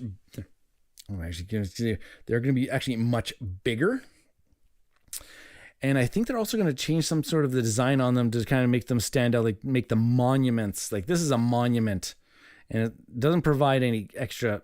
It doesn't provide any extra majority, but it does score victory points and try to make them stand out a little bit. I don't know. All right, I am just going to switch my screen back over here just to kind of give us our little bit of closing remarks. Thank you, everybody that was able to stay with me for this was a late one again, like they normally do. I like to talk through my turns. I like to do a little bit of thinking that you can get a solo game without all my jibber jabber in the middle and all the explanations things. Once you got the understanding of how this actually flows, you can get something done in like 45, 60 minutes, I would say is kind of like the general idea that you would be able to actually get to while playing Castellans of Valeria. It's actually, I should just move the box over here just a little bit more. So yes, make sure leave your comments in the video below. If you like to see, how did you enjoy? Do you think this is a worthwhile solo experience and everything? This is a Valeria game. You're not going to be able to go wrong. I think you're going to be able to actually love it. Thank you everybody that was commenting here. It was nice to watch you play a game again, Ryan. Thank you again. It was actually really good to get back into the driver's seat here and playing some games for you. Thank you very much, Glenn, again, saying great playthrough, man. I really do enjoy playing games. I really enjoy playing games for everybody out there. And if you really, really enjoy the content on this channel here, please make sure that you are hitting that subscribe button. Hit a like on this video. I really would appreciate it. And of course, notification bell. I'm going to hopefully start going live again at least once a week again. Going to hopefully amp it up in the summertime here for that twice a week schedule once again. All right, that was a lot. Thank you once again to Daily Magic Games for sending this copy my way to be able to provide you with this stream tonight and provide you with this gameplay. Hopefully I didn't make too many rules errors. If I did, I'll catch them in the post-production. I think there may have been a couple times that I forgot to give the AI their influence when I put down one of their buildings or some of their buildings. So I'll just have to go back and watch for that. Alrighty, folks. Well, thank you once again. Be sure you're following me on all my social medias. I'm most active on Twitter at Mista Rau Gaming. I'm also on Facebook and also on Instagram. I'm not on Instagram as very much as anymore, but you can find me on all those social media platforms at Mista Rau Gaming. And I would love to see you all next time when I'm probably, based on my polls on my social medias, people want me to play Legacy of You next. So that most likely will be my playthroughs next week. I'll start hammering out some more games of that and get ready for another live stream. Thank you once again. See you all next time. Looks like Vincent's saying take care and take care of you and take is smooth. See you next time. Thank you. Bug you later. Good night, Alex. Absolutely. Take care, everybody. I will see you all next time. And keep on Gaming. Thank you all. Good night.